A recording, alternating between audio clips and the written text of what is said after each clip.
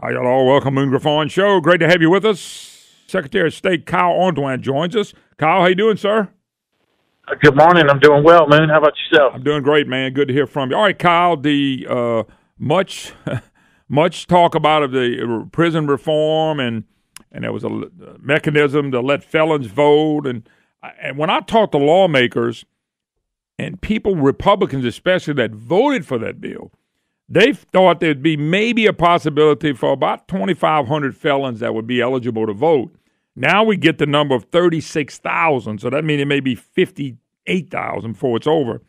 And there's a process of them doing this, and now that's become really a tangled web. And I want you to come tell us and explain to us about the law and what's going to take place for felons voting. And then I'll talk to you a little bit more, but I'm very disappointed that it's 36,000 because I know Republicans that voted for it, not all of them, that said there was nobody that testified said anything about 36,000 new felons on the voting roll.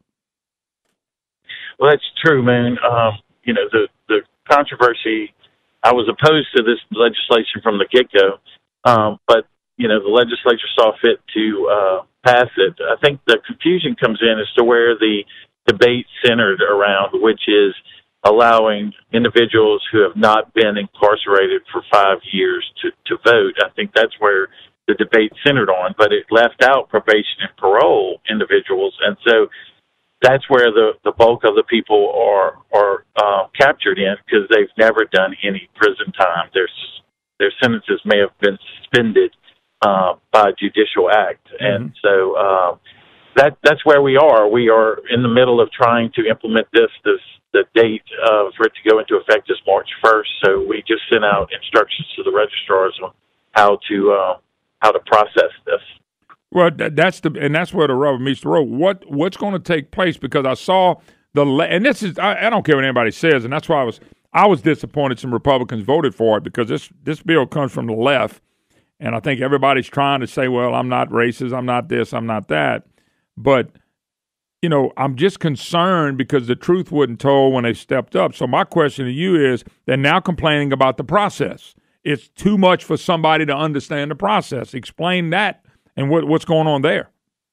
Well, I find that very ironic. If the debate's going to center around the process and it's not moving fast enough, the process is exactly the way it is currently and has been for years, and that is the individual who is seeking to reinstate their registration or become registered for the first time has the requirement to show up at the Registrar of Voters with their documentation from the Department of Corrections to register. And quite frankly, when you look at the legislation that was passed, Moon, it was the most poorly written legislation I've seen in years. Yeah. And the reason is because they did not substantively amend 3 sections of current law in the Elections Code that deals with how these individuals become registered. So we are going to consistently go through the process. We're going to suspend the felons as we get that list from the Department of Corrections, and then the registrars will send them a letter saying, come in and prove that you should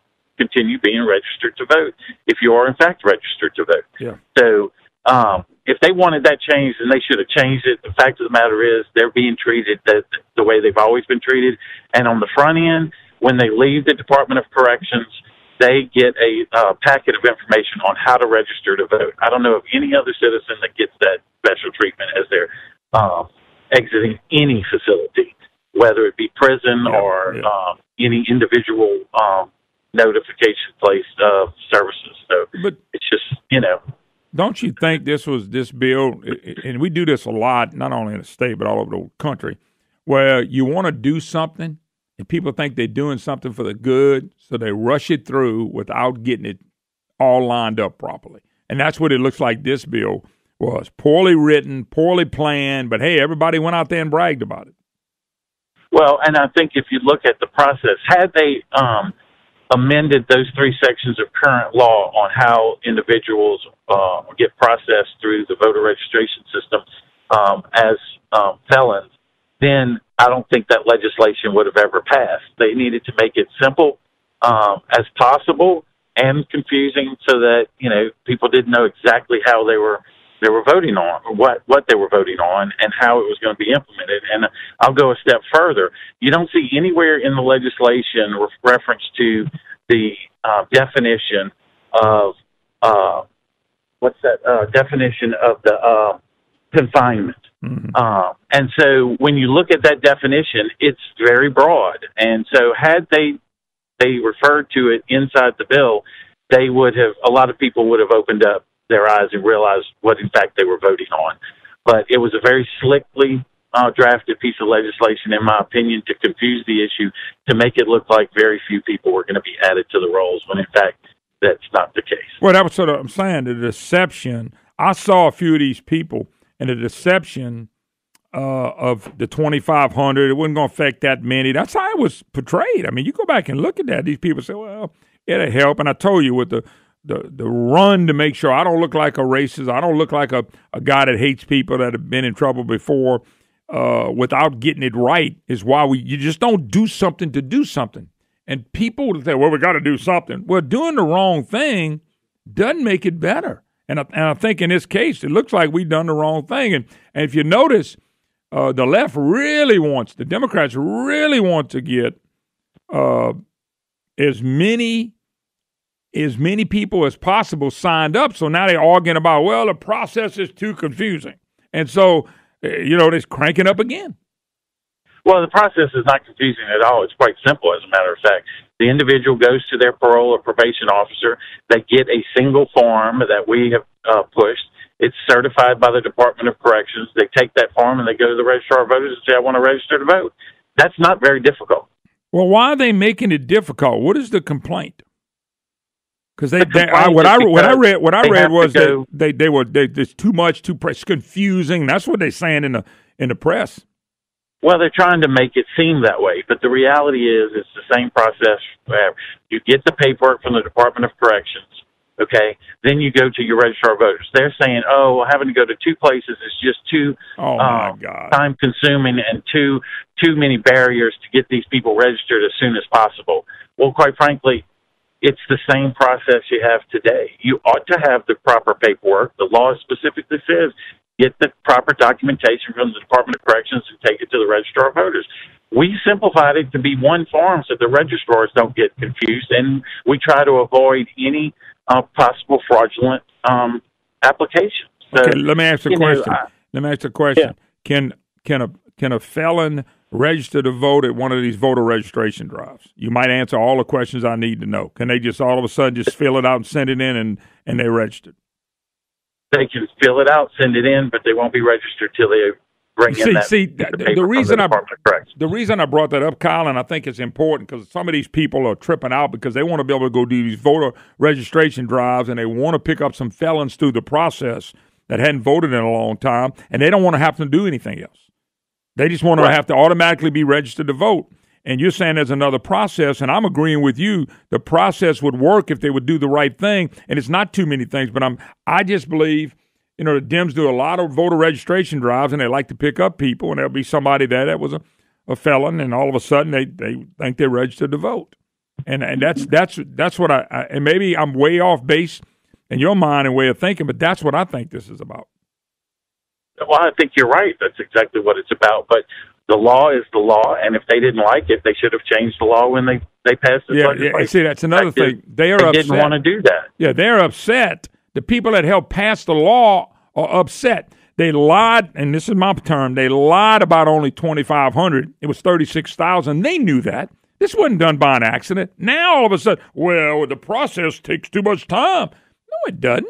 And I think you've been right on this all along, but you're going to have the left. Watch, they'll be the ones crying because I really believe they want these big, massive voter registration drives, and they know they're going to pick up a bunch of felons in it, and then all of a sudden they're not eligible to vote. Let me ask you a question. Let me throw another wrench into this, if I may. Yes, sir. So, the law specifically refers to not being incarcerated for 5 years, and then they can register. Well, the fact of the matter is, numerous of these individuals end up sometime in jail over the weekend or for a week or so, or maybe even a month or so because of infractions with their probation or parole.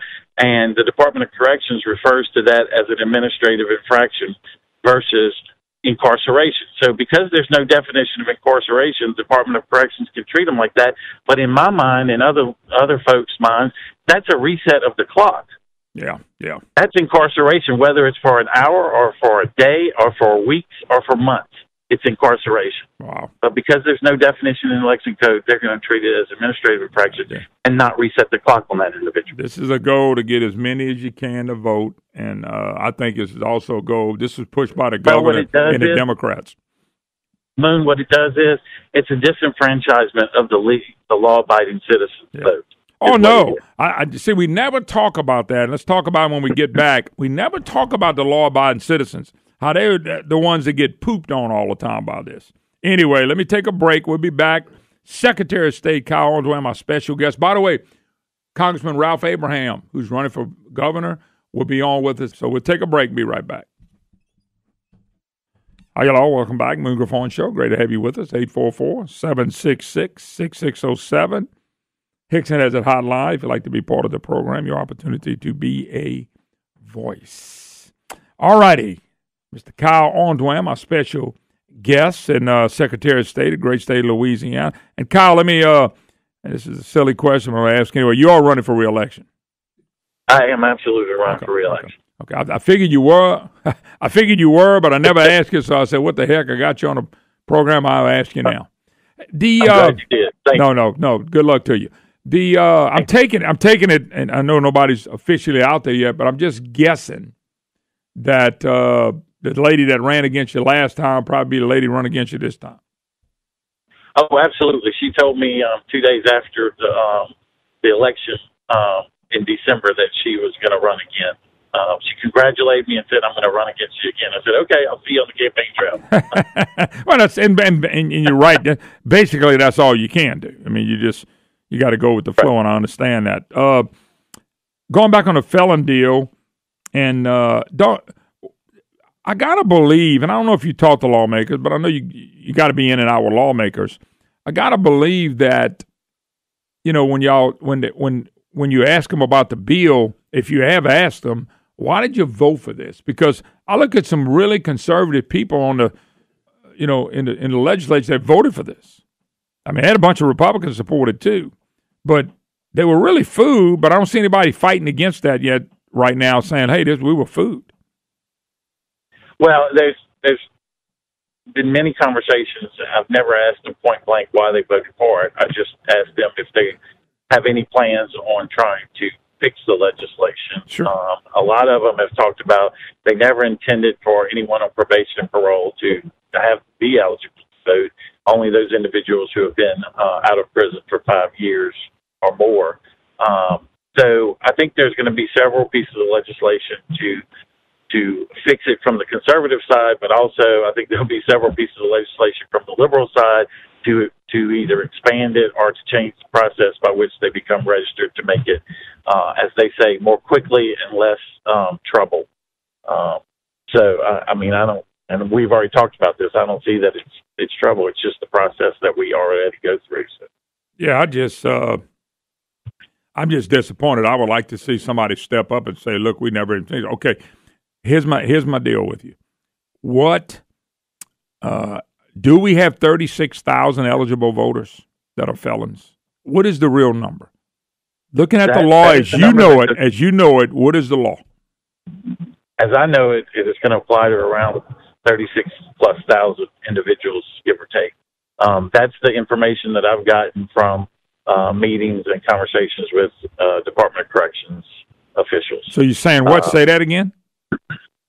That's coming from the Department of Corrections. And they're saying what? 36,000+. My God. Those numbers, that wasn't even close when Bill Edwards and the rest of them were selling this.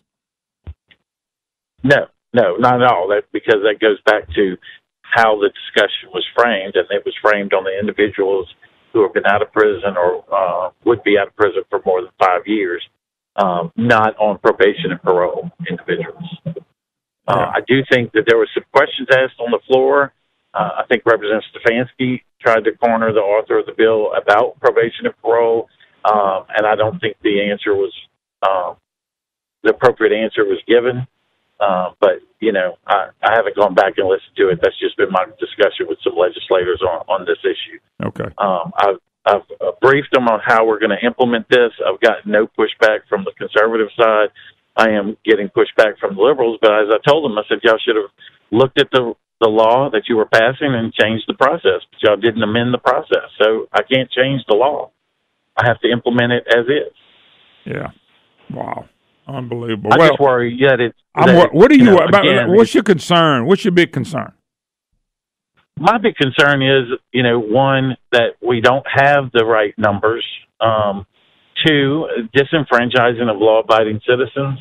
There was a recent article that came out that that Department of Corrections calculations for individuals imprisoned and their release is wanting. And so we may not be, they may not be capturing all that's in this number, possible number. And there's just a lot of unanswered questions in terms of those issues, who's eligible and how many. Do you think there's is there a fear that the number 36,000 might be low compared to what they really know that's out there? I think it could be. Wow. So we went from 2,500 to 36,000, and it could be 50,000. Who knows? We don't know yet. Yeah. We just don't know. And to me, again, we go back to we're disenfranchising, in my opinion, law-abiding citizens who've never had an infraction with the law or committed a felony. All right. Well, look, good luck, Secretary of State Kyle Ardoin. We'll do it again. Thank you. Good luck to you. Okay. Right, when we get back, we should have Congressman Ralph Abraham, who's running for governor's race. I said president. Sound like Nancy Pelosi. Wish you a happy Thanksgiving the other day. Better not talk about Nancy no more. We'll take a break. We'll be right back. The difference is I laugh at myself. Nancy takes herself serious. We'll be right back. All righty, let's jump gears. Congressman Ralph Abraham joins us. He wants to be the next governor in the great state of Louisiana. Mr. Abraham, how you doing? Hey, good morning, Moon. I'm on Highway 90 between Broussard and Lafayette, and all I see is billboards that say "Sue me." So we're gonna change that. We're gonna correct that. Yeah, about to say, I'm surprised Edwards' face is not on every one of them because they ought to be. and it needs to be changed to what it used to be. And if you want a job, call this number. We're hiring 401k option, health insurance. That's what used to line up Highway 90. And I have not seen one sign that is asking for hires. You're exactly right. No, you've seen every sign asking to go after somebody, and that's the problem in Louisiana. Yep. Mr. Ralph, if you were happen to be governor, and I've been preaching this for a while, we really need a governor that's going to come in here and change the business climate to where the state's perception, based off of reality, becomes a very friendly business state. Talk a little bit about that, because without that, let's just face it, our out-migration problem will never change if people that are being educated and older people lose their jobs, like in the oil and gas industry, have to leave to go get work. No, you're exactly right, Moon. We're on life support here in the business community in Louisiana. Economic development, workforce training, you are right on hit the nail on the head. This is where we've got to concentrate all our efforts. We've got about 35,000 people just leaving Louisiana just to get a paycheck. They go to Texas. That can be stopped. We've got to incentivize that business community to come in. Instead of wanting to get out of the state, we need them to want to get in the state. Sure. And we got to help them do that. These are good paying jobs with benefits. These aren't minimum wage jobs that these wonderful companies offer. They're living wage jobs, and this is what we got to have.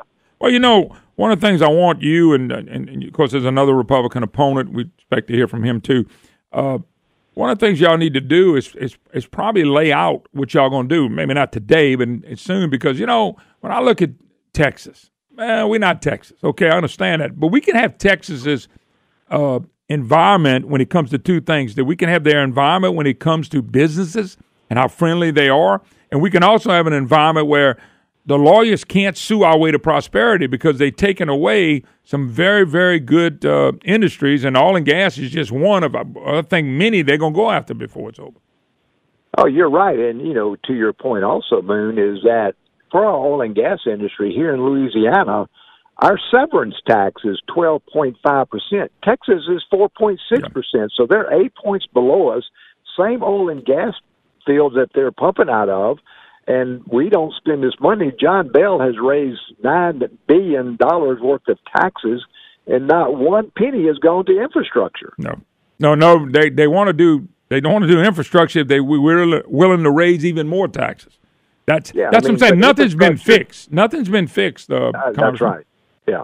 I mean, infrastructure, economic development, all that goes hand in glove together to bring back Louisiana to where we know it should be. We should be in the top 10 states of everything good, but we're in the bottom 49th or 50th in those categories. And that goes from healthcare to education to job opportunity to highest taxes in the world.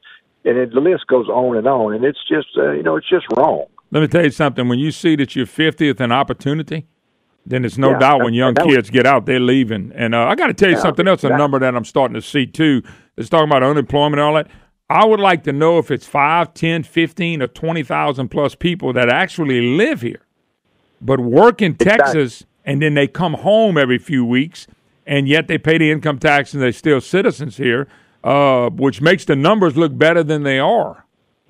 Oh no, yeah, you're exactly right. They go to Texas to get a paycheck. You're exactly right. And the other thing that is the undertow here, over in Texas, where we had LSU people manning all those positions in those big companies, which are thousands of jobs, they are getting to the point where they're going to retire, and guess who they're going to replace them with? Texas people, instead of good LSU and graduates from any of the colleges here. So again, this world that we live in here in Louisiana is spinning out of control, and we've got to get it back. Yeah, it's amazing. $7 billion in new taxes, not one thing fixed. Not one thing fixed. Yeah, PAR, Robert Travis Scott, right after the session when the governor declared everything was fixed, for many years to come, declared that in 2020 we'll have $1 billion deficit again. 2020. I mean, this is 2019. That's not that far away. And look, you've heard me say, being the old country doctor, I want everybody to have insurance. I want them to have good insurance. But the way that we're going with Medicaid in 2020, we're going to go to paying 10% of the match instead of 6.5% that we're paying now. That's another $300 million plus that we don't have. We just can't afford it. So, let's get these people good insurance. Let's get them that wonderful job that they want and deserve, and get them the insurance that they need to actually have access to medical care. Yeah, no doubt about it. Ralph Abraham, Congressman Abraham, my special guest. We're talking a little bit about the governor's race. Of course, he wants to be the next governor for the great state of Louisiana. Yeah, Congressman, look, I think everybody would agree we want to fix roads. I think it does take tax dollars to fix roads.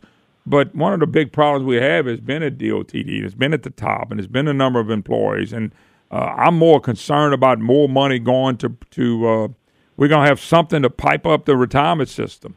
And that's fine. But we've never stopped to make roads a priority. I wonder how much money, they just said we had a $300 million surplus, which I think because we overtaxed. But why didn't they take that money? Why don't they take it and just put it directly on roads? If it's a priority, that's what you do with extra money. You put it on a priority.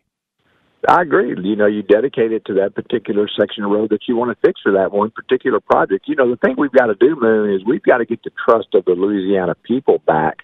Certainly on the political end, they don't trust politicians to do what they say anymore. And that's unfortunate, but it's just the stark truth. And the way to get that back is to prioritize that money for specific projects and actually do what that you say you're going to do. And then the people can see that, hey, this guy keeps his word, and then they're more apt to trust you the next time that you go to the well. Yeah, there's no doubt about it. There's some, listen, I think we need to do some radical change in the state, but it's really not radical to me, but it would be to the people that run everything, and that's the fact of go and look at Texas and Tennessee and Florida, go and see why these people's business climate is better. By the way, the 3 states I mentioned have no state income tax. You're right. But they also have very friendly business taxes. In other words, there's not that many. And I don't see why we can't model. Why can't we model these other states and what they're doing? Because the big change for us is to make the businesses stay and make them come. And the way you do that is I'm not for incentives. I don't care if we ever have an incentive. Just make it where it's state that people want to come and grow and live. You don't have to give them tax breaks because the taxes will already be low enough for them to come. Well, and you're right. Again, the corporate taxes, the franchise taxes, the severance taxes, they're some of the highest in the nation here in Louisiana. So, again, these large companies that give that good wage and give those good benefits, they have no predictability in businesses. They have no certainty. They have no guarantees that they can actually make a dollar. And they're not going to invest literally billions of dollars to come in and build a structure if they don't have a way to recoup their investment. Oh, no doubt about it. Let me take a quick break. Congressman Ralph Abraham, my special guest, and 844-766-6607. Hickson has a hotline if you'd like to be part of the program. When we get back, we'll ask him some more questions, maybe a couple national questions as well. Congressman Ralph Abraham, my special guest. We'll be right back. Hi, y'all. Welcome back. Moon Griffon Show. Great to have you with us. Terrific Tuesday. Great to have you. 844-766-6607. Hickson has a hotline. And of course, Congressman Ralph Abraham, my special guest, and he is running for governor, great state of Louisiana. Kind of get a kick out of, as soon as you put your name in a hat, Gumbo PAC and some of these liberal leftist socialist PACs start talking about you missing votes, and then you look at the numbers and you voted more than pretty much any congressman in the state for a percentage of votes. Yeah, you're right, Moon. But, dogs don't bark at parked cars. They only bark at cars that are moving. And we're moving. We're going to win this race. And this time next year, when we have the same conversation, I'll be your governor. And I just ask for the support of the people. Look at our voting record. We do what we say we're going to do. Yeah, I noticed Bob Noel, who's liberal. I know him personally. I mean, he's so far to the left. He's not even funny. He took a shot at you, too, but he writes an article in the News Star, and the funny thing about it, he never mentions Governor Edwards voting for all those voting for Bobby Jindal's budgets every year. He kind of forgets to mention all the things that Edwards has done, and I just think it's ironic. But I know that's part of it. You've been in the process for a while. You understand that you're going to be attacked. We'll take that. Yeah, we'll take the errors, and we'll still be the last man standing. So, well, no, let me tell you something. It's a blessing for you to be attacked by Bob Noel, because anybody that knows Bob Noel, they know you got it. Look, you go left, and when you think you can't go no further left, crank it up and go even further left. And if you fall off the cliff, when you hit the bottom, go even further left. That's Noel. I just kind of laugh when people like that write about you. I got you. Well, look, again, we know that they're going to attack us, and to your point, look, we're here. And, another saying I like to say is, you only see flak over the target. So we're the target, but they can shoot everything they want to at us, but we will still be your governor this time next year. Well, I like the confidence, because I think if you run to win. You're not running to come in second. Right. You're not running to make the runoff. You're running to win. Let the governor make the runoff. He'll make the runoff, and that'll be it for him. No, I'm serious. So we've got some situations we never addressed, and I promise you, if you get in office, whatever you do is not going to be addressed with raising more money from the citizens. No, that's right. Look, we don't have a revenue problem. I mean, we've got a spending problem, and it is way out of control. Oh, no doubt about it. We got plenty of money in state government. I'm telling you. But another thing, Congressman, that you may or may not realize, and I can get the numbers for you, in the last 14 years, our GDP is running about half of what state government is growing. I mean, literally about half. As a matter of fact, Edwards' first 2 years, we had negative GDP. Thank God for the tax cut. Y'all wouldn't have did the tax cut for Donald Trump, for businesses and corporations, our state would really be in a muck. But it came up because of that. Yeah, but and you're right. Trump led the way. As Congress, we jumped on board that ship because it was a good ship to be on. And any credit that the governor wants to take as far as jobs, it's not what he's done. It's what Congress and the president has done for the economy of the nation. Yeah, no doubt about it. Ralph Abraham, Congressman Abraham, our special guest. Okay, so you become governor. Well, let me back up. I want to talk a little bit of something outside the governorship. Talk a little bit about, President Trump, executive order to build a wall. Are you for this? Do you think there's a better way to do it? I do feel like this, though. Republicans could have done this when they had everything, and that told me a lot of Republicans didn't want to do this. So just your thoughts on that. Yeah, well, 2 points there. Yeah, we should have done it when we owned the majority. And, unfortunately, our leadership at that time with Paul Ryan wouldn't bring it to a vote except when we forced him to with what we call the Goodlatte 1 bill, which I voted for, which had the wall in there. It had the money for the Border Patrol and the ICE agents. But, he didn't get behind it and really push it. If he had, we could have had a whole different conversation. But unfortunately, that we had enough Republicans that I consider rhinos that would not vote for that bill. We could have passed it, we should have passed it, but we didn't. Now, as far as the executive order of the emergency declaration, good for President Trump. He has done everything that the American public has wanted him to do, is to try to get the Democrats on the board, offered them stuff, wanted to negotiate, was willing to compromise, and they said no every time he came and offered up some type of solution. So, we've got to get this southern border sealed. I've been down there. I know how horrific it is. I know what comes across there as far as drugs and human trafficking, and it is a mess down there. So for the president to have to do this, and I can assure you this is not something he wanted to do, but for the nation's security, he had to do it. I'm behind him 100%. Yeah. Well, the problem is, I guess we're going to have to find out if it holds up in courts. I saw 16 states were suing. Go ahead. But it's going to the they're going to put it. They already have put it in the Ninth Circuit Court out there in the crazy court of California. So it'll eventually end up, I hope sooner than later, in the Supreme Court, and we should be able to get the ruling that the president needs to go ahead and build that wall. Well, I can't. Let me ask you a question. Now, you're not the president. I understand that, but why can't he go through the military budget or grab other funds to do this if the courts rule against him? I don't understand something. All you guys take an oath. The president takes an oath. One of the things they talk about in the oath is to protect this country against foreign or domestic problems that we have, and to me, it's a combination of both. Why can't he get the money to help support this?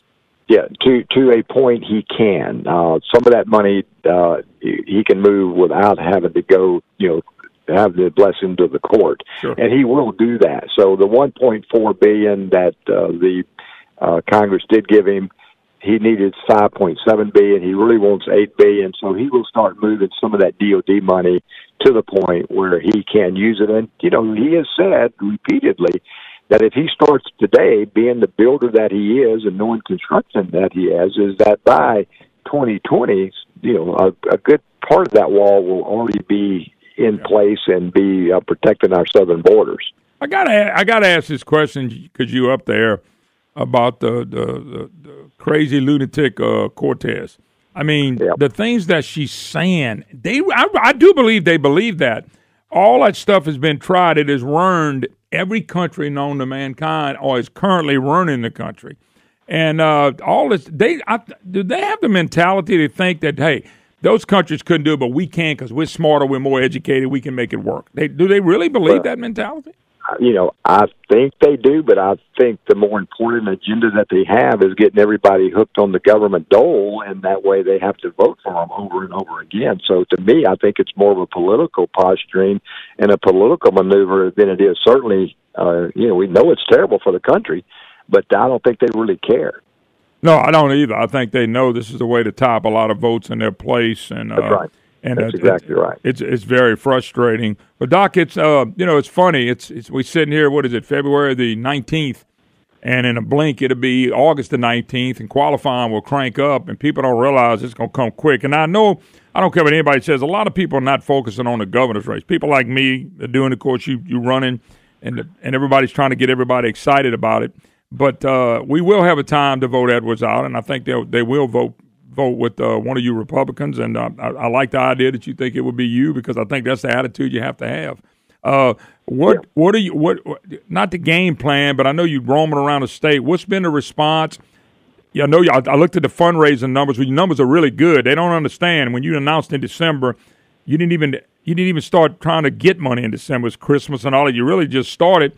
I think you Rasponi, I think y'all looking good on the money-wise, but just talk a little bit about that, because some people already looked at that and said, well, hold up just a second. But David Vitter had the most money and the most name recognition, and he's not the governor.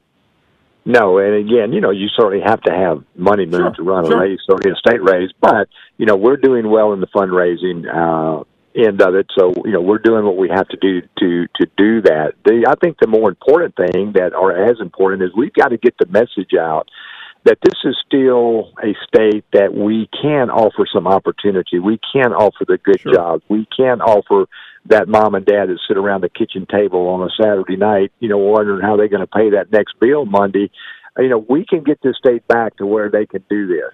Yeah, I think it's a new governor and a new way of doing business. And anyway, best of luck, Congressman Ralph Abraham. We'll talk at you later. Thank you, sir. All right, Bye-bye. Appreciate the call. All right.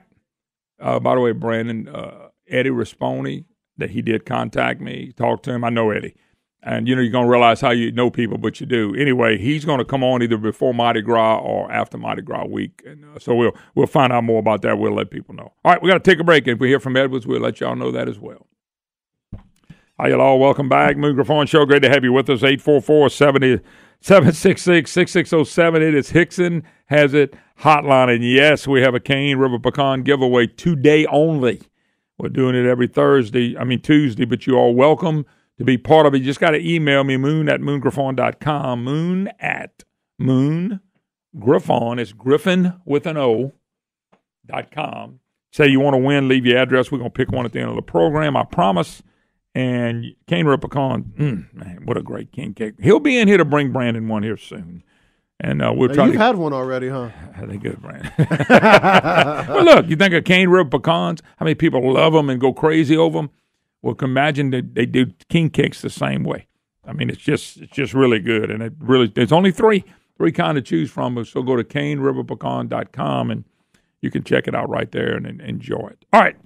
Appreciate Ralph Abraham. Like I said, we're supposed to hear from Risponi, Eddie Risponi in the next few weeks. I don't know. When is Mardi Gras? First week of March?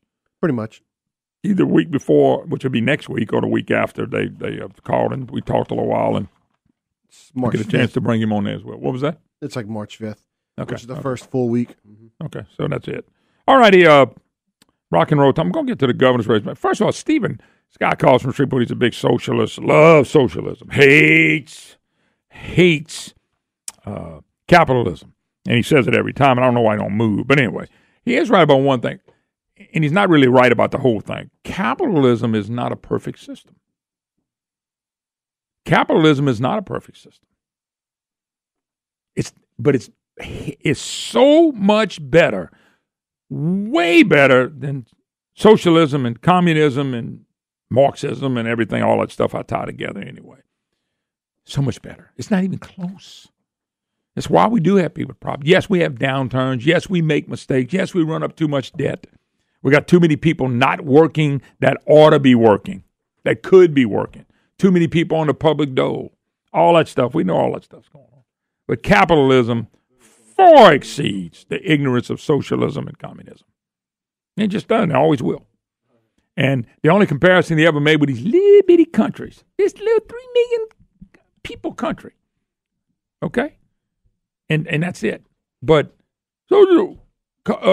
capitalism is not great. Capitalism is whatever he was hollering yesterday at the end of the program. When I kind of about to lost my mind. It's just crazy to think if somebody believes in what this Cortez woman is saying, there are countries that do all that stuff. Move to them. Eventually, it will bring us to our knees like it's done every other country. It runs countries, it runs cities, it runs states, it runs counties or parishes, it runs families. It runs people's lives. To believe that you're going to get something without doing anything. It's just crazy. So, yeah, capitalism is not a perfect system. I wish there was a perfect system. There's not one. But look at the things that have been done under the name of capitalism to help and bless people and watch people prosper. Unbelievable. So anyway, he was partially right in that it's not perfect because it's not perfect. But I would rather live in this. Would you like to be living in Venezuela right now, Iran, Iraq, or Russia? What would you like, China? Well, then move. Don't learn this. Because there's nobody out there smart enough to make it happen here where it's going to be prosperous. Because it's never. Anytime your incentive is for people to depend on the government, not to go to work, not to work hard, not to be able to build something, not to be able to do better today than they did yesterday and tomorrow if it comes to be do better, and you take all that away, and somebody has to tell you, well, you got to get on this health care or that health care. And then you're going to do what they say, and you're going to spend the money they're going to allow you to spend because they control it. Same thing with a job. If the government runs every business in the country, they're going to tell you what you can make and what you got to give up. That's what the crazy Cortez woman is saying. You know, they're cheering that Amazon's not going to build in New York. They're going to spread them jobs from the other companies throughout the state, throughout the country. It just doesn't make any sense. All right. I think today is, Brandon, I don't know if today is the day, but they're having the big old summit that the governor's putting on. It's called an economic summit, business summit. And I laugh at this business summit because it's who's not there. It's who's not there that bothers me, not who's there. Who's there? Well, let me back up. Both of them bother me. You know, who's not there? Well, nobody's from the oil and gas industry is at this business summit. Nobody. Nobody from the farmers. We got, farming is big in this country, gigantic in this country. But there's nobody from the farming community. There's nobody from the chemical plants. How big are they? There's nobody from the Small Business Association. But we're having an economic summit. We're having a business summit that the people that didn't get invited tell you more about what's going on than the people that got invited. And that bothers me that they would have a summit with, they don't even bring anybody in that could make a difference. No, but they're bringing in CSRS President Tim Barfield. Tim Barfield makes his money off government and government contracts. I think he gets $25,000 a month, just from the city of New Orleans. He's voting for Edwards again. He's a Republican that was in the Bobby Jindal administration. I guess he figured, hey, Bill Edwards voted for all Bobby Jindal's budgets. Maybe I need to support him. Okay? Now, I do like the idea of Robert Travis Scott. I'm curious to see what he says. LED President Secretary Don Pearson. He's going to be pumping up the Edwards administration for no reason, but he's going to be trying to pump them up. Mike Olivier, former economic guru under Kathleen Blanco. All he knows is government and taxes. He's with the Committee of 100 that's pushing all the taxes on the road taxes. You know, these are the people that are invited to speak, not real people, not the type people you need.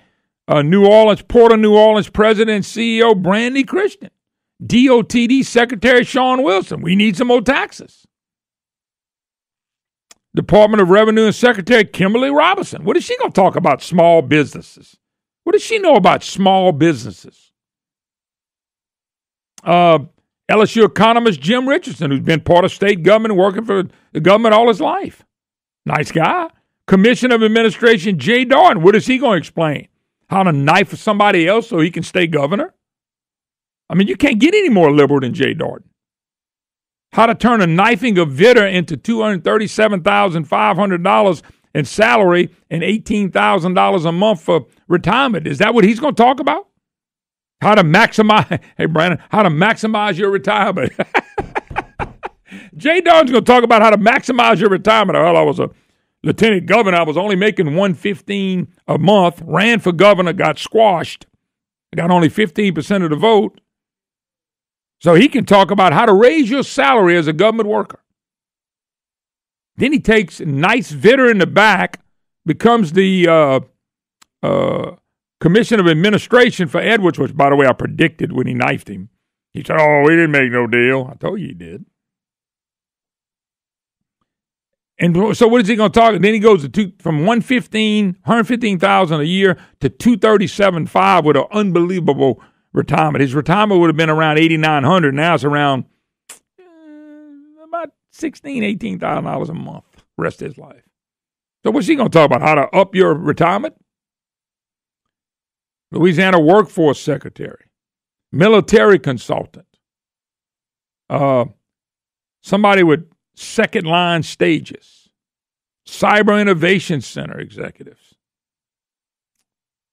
and the president and CEO of the Water Institute of the Gulf. So that's who's there. Nobody coming in to really talk about it. Why they wouldn't dare bring somebody from the oil and gas industry, a small business guy saying how I lost my job and lost my business because of John Bel Edwards. They can't do that. We can't have people like that, Griffon. Come on, man. We want to talk positive. Well, go ahead and talk positive. That's real good. Talk positive and don't change anything.